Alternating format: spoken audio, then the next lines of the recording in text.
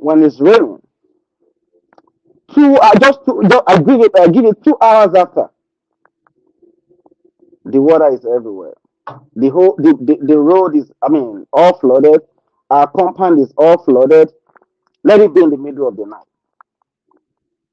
You know, I mean, do you ever imagine you sleeping in your house in the middle of the night and it was raining, and then it is the flood that will be waking you up on the bed, like you'll be like, did I pee on my body? Have you ever been in that situation before?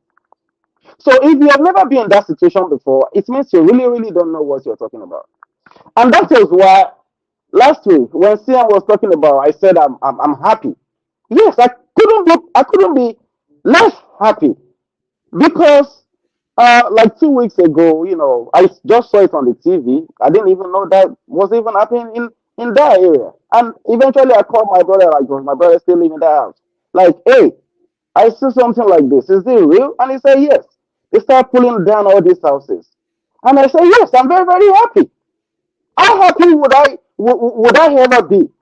Because these people, they rich, they bought these lands, they built all these houses, and when they build these houses, they have the money. They build a big fence with concrete.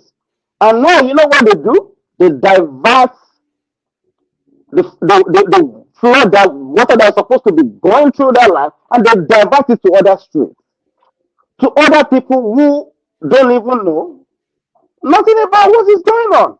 And now let me now tell you, for those of you who are putting an ethnic coloration upon this thing, the house that we live, the right house, the house on the right is a house who was owned by an Igbo man.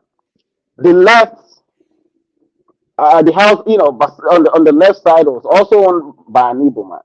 The house behind our house is also owned by an Igbo man. We all suffer this scourge. Okay? We all suffer this menace. And when the flood comes, the flood doesn't know, oh, this house is a Yoruba man house, or this house is either maybe like an Igbo man house, or this house is an Hausa man house. We all suffer from this situation, unfortunately. And let me now tell you, the owner of the house on the right, when he got tired, he sold the house. He sold the house to another person. The new owner who eventually bought the house, I think he fixed it and he rented it out to some new tenants. When those ones couldn't cope, what did they do? They moved out.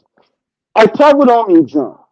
Lo and behold, I'm telling you right now, the owner, you can't even get a tenant to live in the house because I don't think the man even live in Nigeria. And now when I traveled in June, I went in there. It's an aboki that was sleeping in that house. Why? Just because of what people, some people's activity to decide to build a house on the floodplain. So now, and when this flood keeps coming, will the happens to be the victim? We are all supposed to be, I mean, have a government who's supposed to protect us, isn't it? So now, when this demolition happens, and why would be happy? And now, let me tell you something. They have marked all this house for demolition for numbers of years ago. This case has been in the courts. They have been postponing. They have been postponing. And when I listen to some people say, "Oh, maybe give them some time," it's been years. It's been many, many years. All these have been marked for so many years. I was watching Arise TV the other day, and woman was talking about, they just came, they gave us 1 hour to leave. No, you have had the notification for many years ago to leave the house. But you know what? Nigerians, we have one character. Like, no, they are not going to do anything. We will keep going there. We'll keep bribing them. They are not going to do anything. Will they come and bring this whole the house on my this bring all this whole roof down on me? Oh, they're never going to do that. And the government has been watching.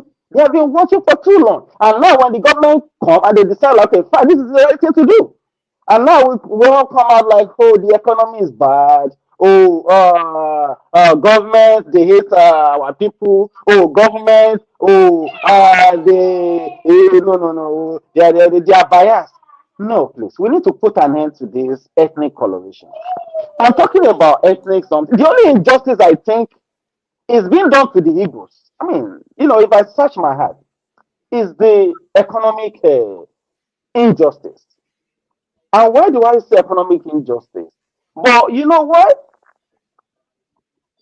The Igbos are still complicit because they are the one. When you listen to people like CM who come here, who come to a forum like this, an international forum, and start saying, oh, until we all go home, oh, hoist our flag and this thing. These are the reasons. Which I mean, and why do I say economic injustice? It's not that maybe Igbo can't do businesses in in Igbo land and thrive, or probably they do the business in Igbo land and ship it back to Lagos to sell. They'll still make their money, but all the importation that they are doing, where would the ship dock? The ship will still end up docking in Lagos. Why can't we have a seaport in the east? That is what I mean by economic injustice. But you know what? Because of people like CN, the government will not sensible government we want to do it. Because when we say, okay, fine, let's put up this structure, and by the time we do it, people start bringing weapons of mass destruction to bring down the government. We sensible government we want to do that. No, you have to yourself search inside your mind. Which government will want will want the nation to we want somebody to bring down the country on its knees. So this is where I was. I just want to ask whether your bell is still there. All right, thank you, Bello. I know. Sorry, Rudolph, can I say something before Wale?